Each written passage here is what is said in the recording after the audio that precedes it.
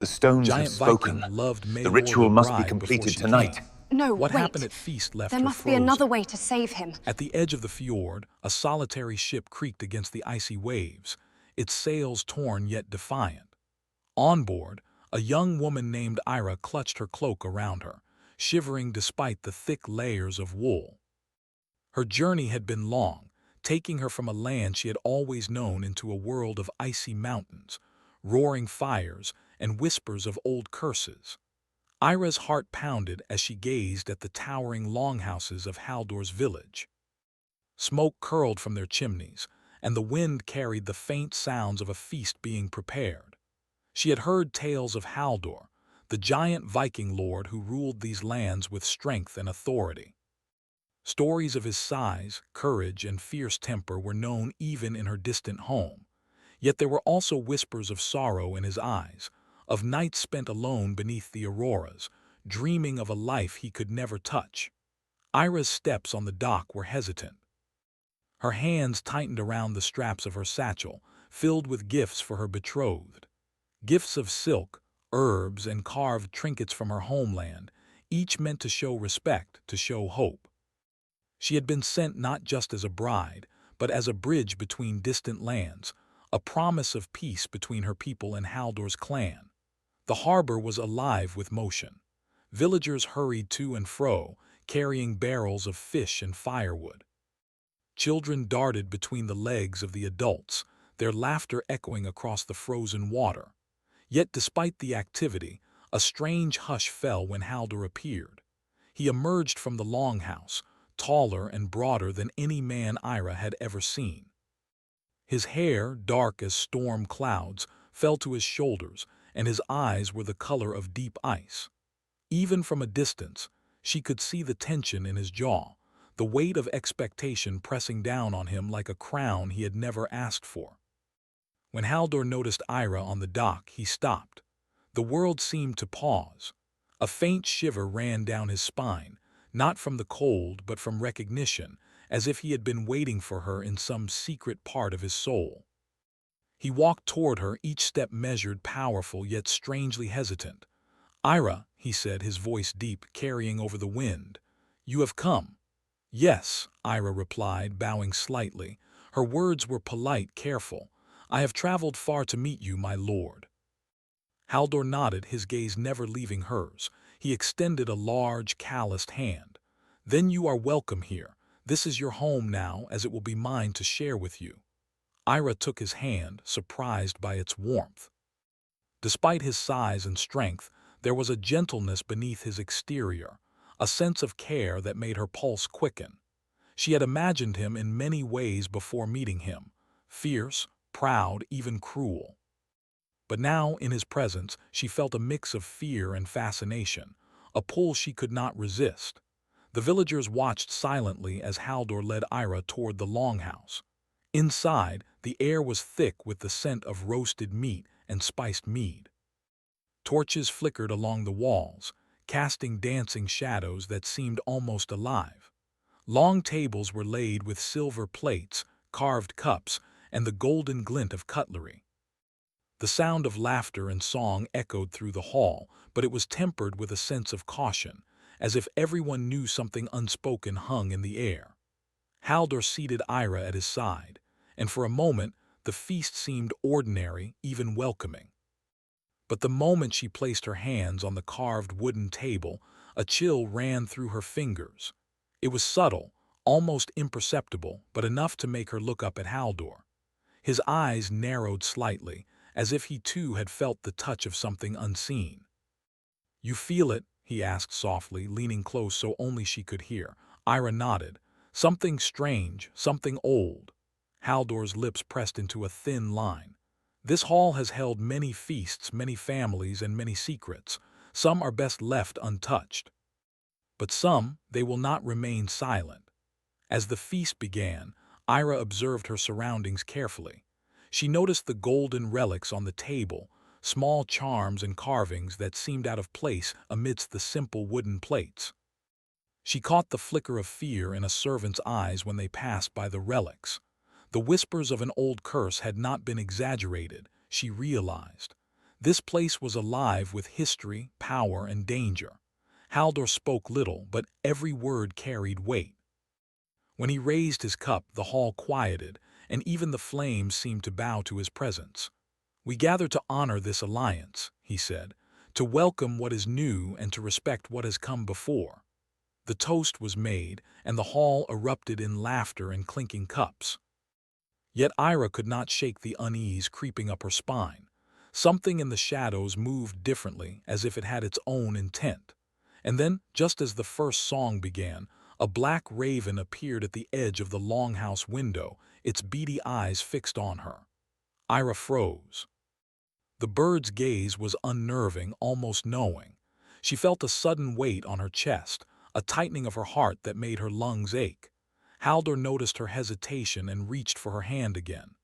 "Do not fear," he said quietly, but his own voice carried the faintest tremor. "Not everything that watches seeks to harm. Some only wait." The night deepened and the feast continued. Dancers twirled in colorful costumes, minstrels played haunting melodies, and the warmth of fire fought against the chill outside. Ira tried to focus on the music, on the laughter, on Haldor's protective presence beside her. Yet she could not ignore the feeling that history itself had eyes, and it was watching her, judging her, waiting for her next move. Then, as the last course was being served, a sudden commotion erupted near the head of the table. Haldor's cousin, a man of strong build and fierce eyes, suddenly clutched his chest and fell backward.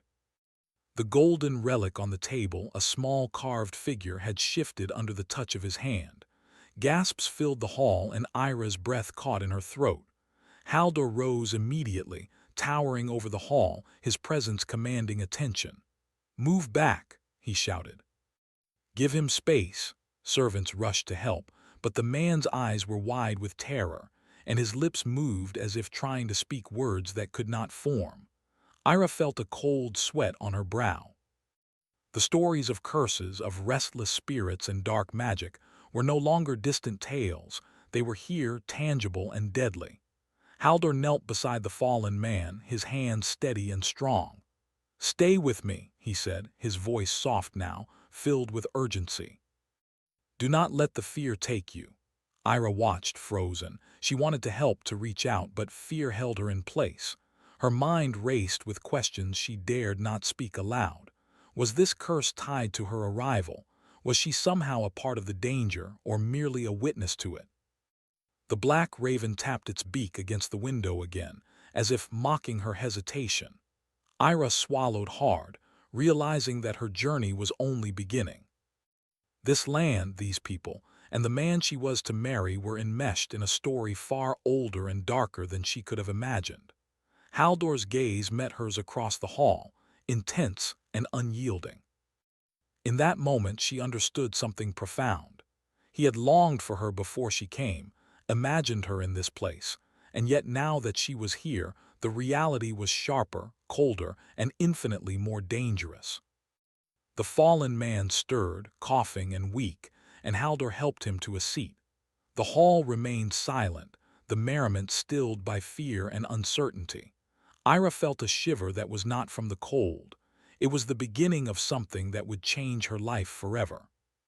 The night drew on, and Ira sat beside Haldor, learning the rhythm of his presence, the weight of his gaze, and the unspoken tension that clung to every movement. She realized she would need courage, wisdom, and heart to survive here, and perhaps, in time, to love. As the torches burned low, casting long shadows across the walls, Ira's eyes caught the raven once more. It lifted its wings and vanished into the night, leaving behind only the chill of its warning. Ira's heart pounded with a mixture of fear and anticipation. She had crossed oceans and mountains to reach this place. She had entered a world of power, history, and danger, and she had not yet begun to understand the man she was promised to marry, or the darkness that awaited them both. For the first time since leaving home, she truly felt the weight of destiny pressing upon her. And somewhere deep in the longhouse, Haldor's eyes followed hers, sharp and unblinking, knowing that nothing and no one would remain the same after this night. The wind howled outside, carrying with it the promise of storms, secrets, and the beginning of a story that neither of them could yet fully see. The night had settled like a heavy cloak over the village, and snowflakes drifted gently from the dark sky, melting into the frozen ground. The longhouse, lit by flickering torches and the glow of the hearth, seemed alive with shadows that twisted and stretched across the walls. Ira had not slept since her arrival. Her mind was restless, haunted by the image of Haldor's cousin collapsing, and by the black raven that had watched her from the window. Haldor sat across the table, silent yet alert. The feast continued around them, but the laughter and songs felt muted, like a melody played behind a thick veil. Ira studied him carefully. His shoulders were broad and unyielding, his hands large but precise as he carved meat for the villagers. Yet there was a flicker of tension in his eyes, a vulnerability hidden beneath the mask of strength. "You do not eat," Haldor observed, his voice low but firm. Ira shook her head. "I cannot. I am still unsure of what is safe, of what is real here." Haldor's expression softened, though his eyes remained sharp. "The world you have come to is not simple. It is shaped by power, by fear, by history, and by magic older than the stones beneath your feet. You will learn soon enough, and you will need courage." Ira's heart tightened. Courage. She had brought it with her on the long voyage, but now it felt small, fragile, like a candle struggling against a storm. Yet, despite the fear, there was something compelling about Haldor. She did not know if it was his strength, his presence, or the quiet pain in his gaze, but she felt drawn to him, as though their destinies were already intertwined. The longhouse doors opened suddenly, letting in a gust of icy wind and a figure draped in furs. The villagers bowed as the stranger entered. He was a bard, old and wiry, with eyes that gleamed like polished stones. A lute hung across his back, and his voice carried an edge of mystery that made even the strongest warriors pause. "Hail, travelers and hosts," the bard said, his voice weaving through the hall like smoke. "I bring tales from the north, from the east, and from the shadows of forgotten kings." Haldor nodded respectfully. "Speak, old one. Let your stories remind us of what has been and what may yet come." The bard's gaze fell on Ira, sharp and unwavering. "And to the stranger among us," he said, his voice softening, "know this: a frozen heart may hold the power to break the bonds of darkness or to fall prey to them." Ira's pulse quickened. The words sent a shiver down her spine. She had already felt the weight of the unknown, and now it seemed to speak directly to her. Haldor's brow furrowed, and he reached for her hand, a silent gesture of reassurance. The bard strummed his lute, and a haunting melody filled the hall. His song told of a land covered in frost, where shadows moved with a mind of their own, and of a hero who dared to confront the past to claim the future. Ira listened intently, feeling as if the song was not about distant lands, but about this place, this night, and perhaps even herself. As the melody faded, the bard leaned closer to Haldor, whispering words that Ira could not hear. Haldor's jaw tightened, and a storm of emotion flickered across his eyes: anger, fear, regret, and something softer, almost longing. Ira realized that Haldor carried a weight she had only begun to glimpse. The stories of his lineage, the whispers of a family curse, and the burden of being a lord who must protect his people, all of it pressed down on him. And yet, despite it, he had welcomed her, treated her with care, and even seemed to seek her presence. The night wore on, and the feast continued. The villagers ate and drank, but Ira could feel the tension rising, like the tightening of a bowstring. Every glance, every movement seemed to carry meaning beyond the ordinary. She noticed the golden relics on the table again, glinting in the firelight, and felt the same cold that had touched her hands earlier. Something about them was dangerous, yet they were treated with reverence. Haldor's eyes met hers across the table. "Do you understand now?" he asked quietly. "Why this place is not like your home, why you must be careful?" Ira nodded, though her mind was filled with questions she dared not voice. I think I do, she said, but I also feel that I am part of something larger, something I cannot yet name. Before Haldor could respond, a sudden crash echoed from the far end of the hall. A table tipped over, sending bowls and cups clattering to the floor. The villagers gasped and froze, and Ira's heart leapt into her throat. Haldor rose instantly, towering over the hall, his presence commanding attention. "Who is responsible?" he demanded, his voice echoing like thunder. No one answered. The hall was silent except for the crackling of the fire. Then from the shadows a figure emerged. It was Haldor's distant cousin, pale and trembling, holding a small piece of parchment. His eyes were wide with fear. "The curse," he whispered. "It is awake." Ira felt a chill that was deeper than the winter night outside. She had read of curses in her homeland in stories and songs, but this was different. This was alive, tangible, and threatening the very people around her. Haldor's expression hardened. He took the parchment from his cousin and scanned its contents quickly. Then he looked at Ira, his eyes shadowed with worry. "You must remain close," he said, his hand finding hers again. "The danger is not gone, it only sleeps lightly tonight." Ira nodded, though fear and curiosity warred within her. She wanted to speak, to ask questions, but words felt inadequate. The air in the hall was thick with tension, and even the fire seemed reluctant to burn as it should. The bard stepped forward again, his gaze still fixed on Ira. "The frozen heart," he said, "does not warm easily. Only courage, sacrifice, and the strength to face the past can bring it to life. Beware the shadows that cling to those who enter this hall." Ira swallowed hard. The message was clear, though she did not fully understand it. She felt the weight of expectation pressing down on her, the sense that her arrival had awakened forces beyond her control. Haldor guided her toward a side chamber, away from the feast. The room was smaller, lined with furs and simple furniture. A fire burned in the hearth, casting a warm glow that contrasted with the cold outside. "You must rest," Haldor said, his voice softer now. "There will be time to understand this place and the shadows that dwell within it, but tonight you need warmth and safety." Ira looked into his eyes, and for the first time she saw not just the fierce warrior, but a man burdened by duty and haunted by the past. "I am afraid," she admitted, her voice barely above a whisper.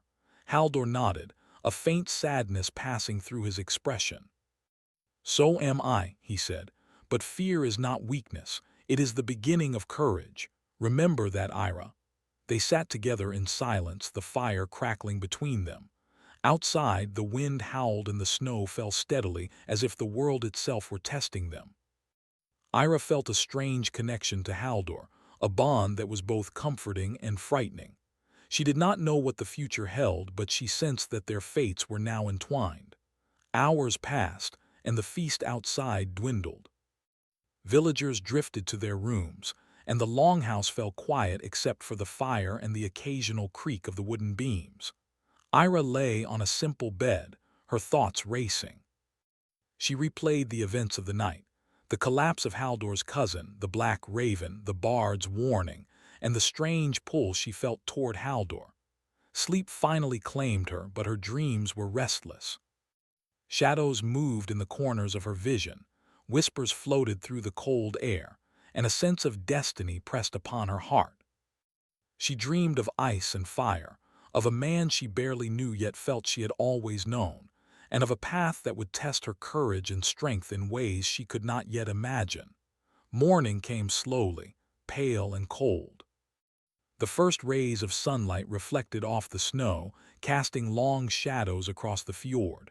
Ira awoke to the sound of Haldor's footsteps outside her door. He knocked gently before entering, his expression unreadable. "You slept," he said simply. "I did," Ira replied, stretching and rubbing the sleep from her eyes. "But I dreamed of shadows and fire." Haldor's gaze softened. "Dreams often carry warnings, or truths we are not ready to face when awake." He offered his hand again. "Come. There is much to do, and the day will not wait." Ira took his hand, feeling the warmth of his skin against the cold morning. As they stepped into the hall, she noticed that the golden relics were still there, glinting ominously in the new light. The bard was gone, leaving only the echoes of his song behind. The villagers were already at work, preparing for the day's tasks, but Ira could sense the undercurrent of fear and anticipation. Something had shifted overnight. The curse was awake, the shadows were moving, and the life she had imagined was now entwined with danger and destiny. Haldor walked beside her, silent but steady. Ira realized that the man she was to marry was not just a warrior, but a guardian of secrets, a keeper of power, and perhaps the only hope against the darkness stirring in the longhouse. And as the wind whispered through the fjords, carrying the scent of snow and salt, Ira understood something that made her heart pound with a mixture of fear and determination. This world, this man, and the curse that awaited them would change her forever. And she would need courage beyond anything she had ever known to face what was coming. The night had fallen heavy over the northern fjords, and the wind carried with it the icy scent of the sea. Snow blanketed the village, covering the longhouses in silence. Ira could not sleep. Her mind was restless, haunted by the collapse at the feast, the black raven and the bard's warning. The fire in her room cast flickering shadows, but even its warmth could not chase away the chill in her heart. Haldor had retired to his chambers, but the echoes of his presence lingered. She remembered the firmness of his hand, the weight of his gaze, and the quiet intensity that had followed her through the longhouse all day. A strange pull drew her toward the cliffs, where the wind roared like a living thing, carrying with it whispers she could almost understand. Ira wrapped herself in her cloak and stepped outside. The cold bit her cheeks, but she welcomed it. The world was quiet except for the distant howl of wolves and the rhythmic crash of waves against jagged rocks. Here, under the pale moonlight and the swirling auroras, she felt the first true stirrings of the magic that hung over Haldor's land. As she walked along the frozen path, visions began to come to her, not in dreams but in waking reality. Flickers of another time appeared. Ancient longhouses burned by fire, shadowed figures whispering in dark corridors, a child crying in a snowstorm, and a golden relic, identical to those on Haldor's table, glowing with a cold light. Ira's breath caught in her throat. She realized these were not mere illusions. They were memories, echoes of the past tied to the curse that Haldor had tried to contain, and somehow she was part of it now. A sudden movement in the snow made her step back. Haldor appeared, his massive frame outlined against the pale moonlight, his breath misting in the cold. "Ira," he said, his voice low, "what are you doing out here?" "I could not sleep," she admitted. I feel something in the air, something calling me." Haldor's expression softened, but his eyes were sharp. "The curse is strong tonight. The shadows are restless. You must be careful." "I am not afraid," Ira said, though her voice trembled slightly. "I want to understand." Haldor studied her, as if weighing the truth of her words against the danger that surrounded them. Then he nodded slowly. "Very well, but you will not face it alone." He took her hand, and together they climbed the cliff path that overlooked the fjord. The auroras danced above them, green and purple flames that seemed to pulse with a heartbeat. The wind whipped around them, carrying whispers of the past and echoes of the ancient curse. As they reached the top, Haldor stopped and turned to Ira. "You must see what lies beneath the surface," he said. "Only then can we hope to face it." He raised his hands, and a pale light shimmered in the snow. Ira felt a sudden pull, as if the ground itself was drawing her toward the visions. The first image appeared clearly before her eyes, a longhouse in flames, a woman screaming as shadows crept around her, a child clutching a golden relic as the fire consumed everything. Ira gasped. "It is the past," Haldor nodded. "It is the memory of my ancestors. The curse began long ago when pride and betrayal brought darkness into this land, and now it stirs again." Ira shivered. "Why me? Why am I seeing this?" "Because you are part of it now," Haldor said softly. Your arrival has awakened forces that have slept for centuries, and you may be the one to face them, to bring them to light, or to be consumed by them." Ira's heart raced. The weight of destiny pressed upon her, but there was also a strange thrill. She had come so far, crossed oceans and mountains, and now she stood here on the edge of history, facing a truth that few could ever imagine. The visions continued, shifting and blending. She saw Haldor's ancestors, men and women of strength and sorrow, making choices that had brought the curse to life. She saw warriors falling, families torn apart, and shadows that moved with purpose and malice. And then suddenly she saw herself, standing beside Haldor, holding a relic, facing the same shadows with courage in her heart. Haldor's hand tightened around hers. "Do you see?" he asked. "You are not merely a witness. You are part of the story. And together we may have the power to change it." Ira nodded, swallowing hard. I do not know if I am ready, but I will try." The wind howled around them, carrying with it a strange, almost musical whisper. Ira realized it was speaking to her, not in words she could hear, but in emotions she could feel. Fear, hope, courage, and love all mingled in the cold air, urging her to step forward. Haldor drew her closer. "You do not have to face this alone," he said. "We will face it together." Ira felt a warmth in his words, a sense of protection that made the cold and the fear recede slightly.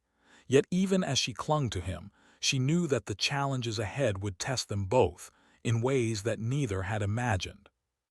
Suddenly the ground beneath them trembled. Snow and ice shifted as if the earth itself were alive.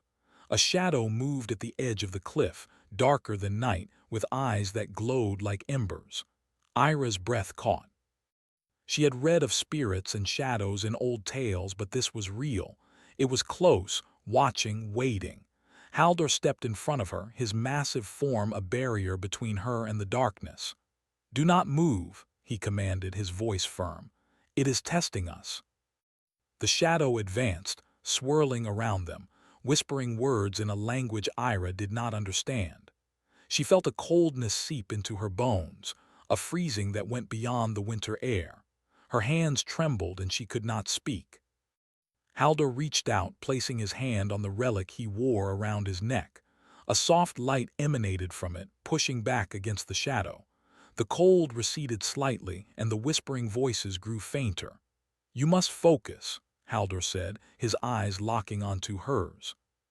"You have power too. You are part of this. Do not let fear control you."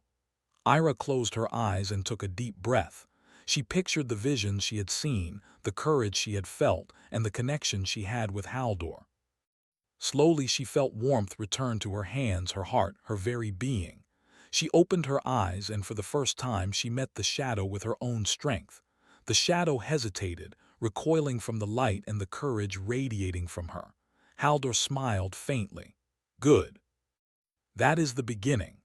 For hours they stood on the cliff, facing the remnants of the ancient curse, until the auroras faded and the first light of dawn painted the snow in soft pink and gold. The shadow vanished, leaving only silence and the soft crunch of snow under their feet. Ira leaned against Haldor, exhausted but exhilarated. I did not know I could do that," she admitted. Haldor wrapped his arm around her shoulders. "You are stronger than you realize," he said, "and together we are stronger still. But this is only the beginning. The curse is clever. It will not be so easily defeated." Ira nodded, feeling both fear and determination. She had glimpsed the depth of the danger, but she had also discovered a strength within herself she had never known. And she had seen the depth of Haldor's courage, not just as a warrior, but as a man willing to protect and trust her in the face of darkness. As they descended the cliff hand in hand, Ira realized something profound. She was no longer merely a bride sent to a foreign land. She was a part of a story older than herself, a story of courage, love, and the fight against shadows that sought to control their world. But even as hope filled her heart, a sense of foreboding lingered. The curse had awakened, and it would test them again. The visions she had seen were only the beginning, and the shadow that had threatened them still lingered, waiting for another chance. Ira glanced at Haldor, whose eyes were fixed on the horizon. She saw the weight he carried, the responsibility of his ancestors, and the fear he hid behind his strength. And yet she also saw something else, a flicker of hope, a promise that they could face whatever came together. The wind howled again as they reached the longhouse, carrying with it the scent of snow and the distant sea. Inside, the villagers were stirring, preparing for the day's tasks, unaware of the events that had unfolded on the cliffs. Ira and Haldor stepped into the warmth, and for a brief moment the danger and the darkness felt far away. But Ira knew the truth. The frozen night had tested them, revealed their strengths and fears, and left them changed. The curse was not gone. It was patient, waiting, and clever, and it would return. Haldor turned to her, his gaze softening. "Rest now," he said. "You have done well tonight. But tomorrow the challenges will continue." Ira nodded, feeling the weight of the night in her bones. She had faced the shadows, glimpsed the past, and discovered courage she did not know she possessed. And she had done it beside Haldor, a man whose strength was matched only by his willingness to trust and protect her. As she lay down to rest, Ira whispered to herself, "I am ready." The northern lights danced above the longhouse, painting the snow in colors of hope and warning. The frozen night had tested them, but it had also bound them together. And as the wind carried whispers of shadows yet to come, Ira knew that their journey had only just begun. The dawn broke slowly over the northern fjords, painting the snow in pale gold and soft pink. The air was crisp and cold, carrying the scent of the sea and the sharp bite of winter. Yet beneath the beauty, a tension lingered, thick as the fog that rolled off the cliffs. Ira stood beside Haldor, both of them silent, their breaths misting in the morning light. The events of the frozen night had changed them, and now they faced the final test, the heart of the curse that had haunted Haldor's lineage for generations. The longhouse behind them was quiet, its villagers still asleep or preparing for the day. But outside, the cliffs and ruins that marked the ancient site of Haldor's ancestors waited. This place had witnessed betrayal, pride, and sorrow long before Ira had arrived. Now it would witness courage, hope, and the possibility of redemption. Haldor's hand found hers. "Are you ready?" he asked softly. His eyes, gray and deep, were steady, but they carried the weight of a man who had seen too much loss. Ira nodded.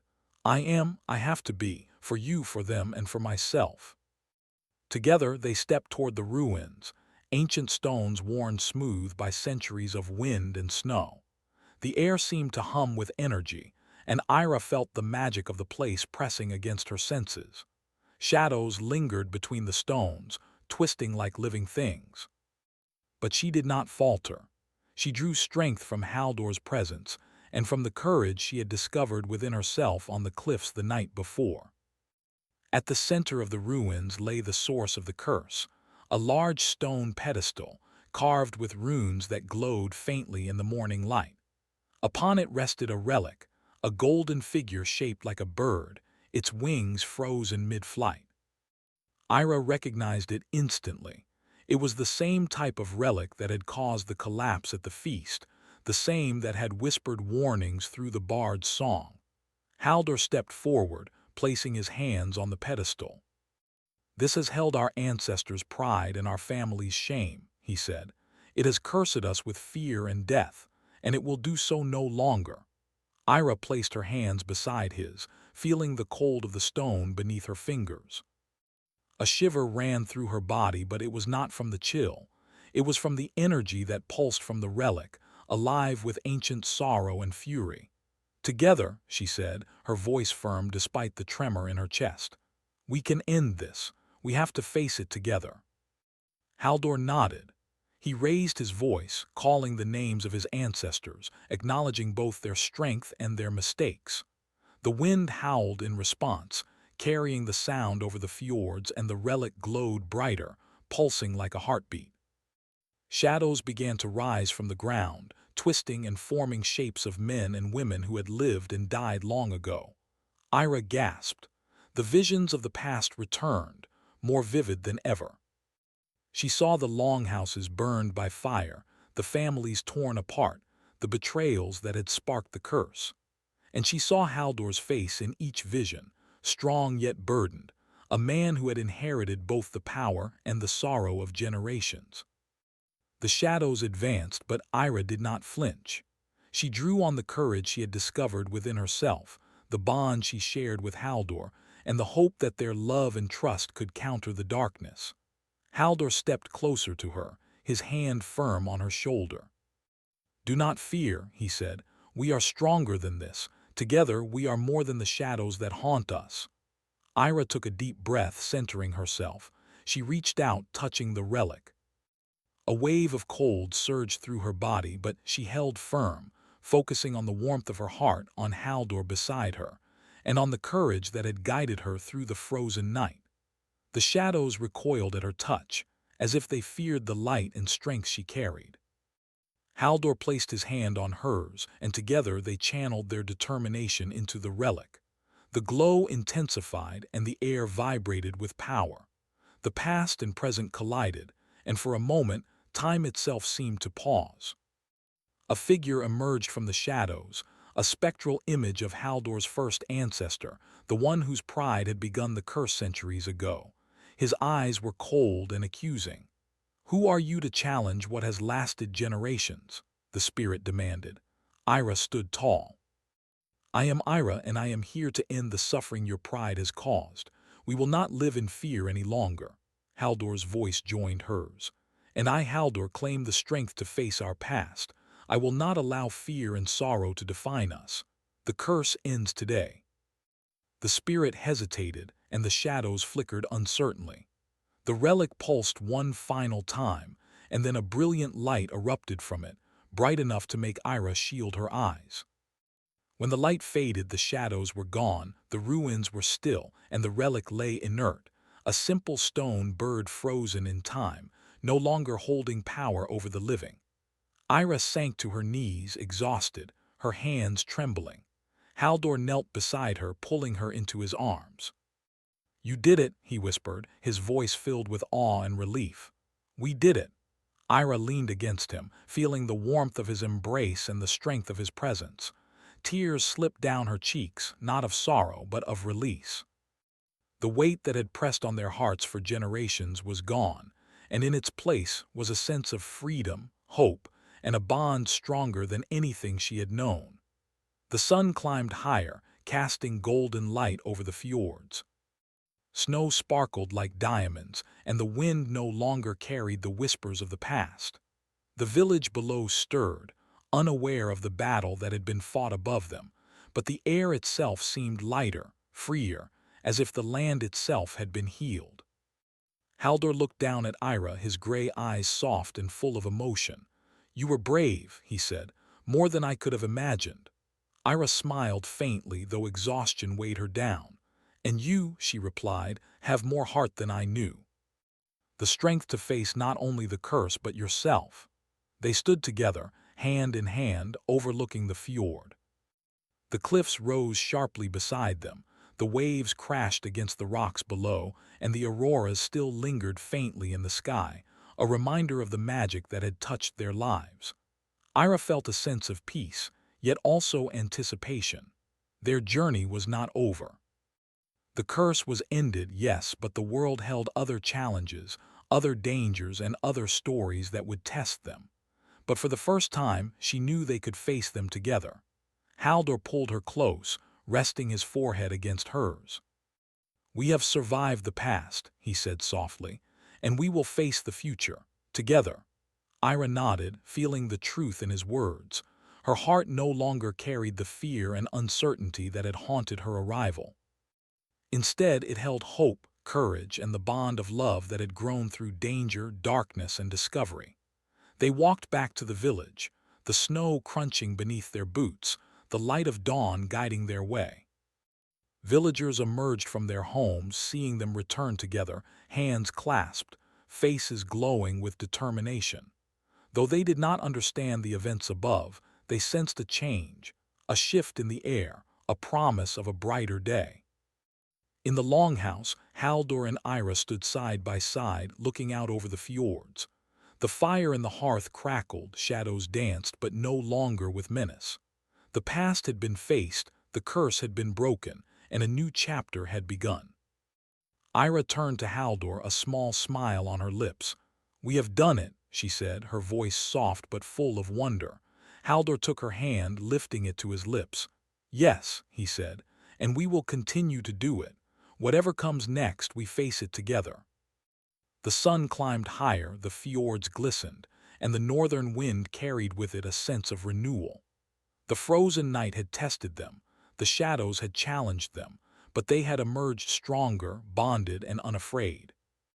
Ira realized then that she had not only found courage, but also love.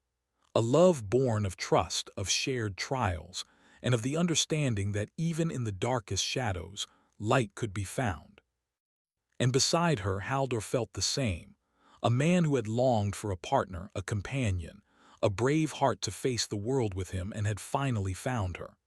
Together they stood on the cliffs, the relics of the past quieted, the shadows gone, and the future waiting before them. The storm had passed, the curse was broken, and a new life, one of hope, courage, and love, was ready to begin. And as the wind whispered through the fjords, Ira and Haldor walked forward, side by side, into the first light of a world reborn.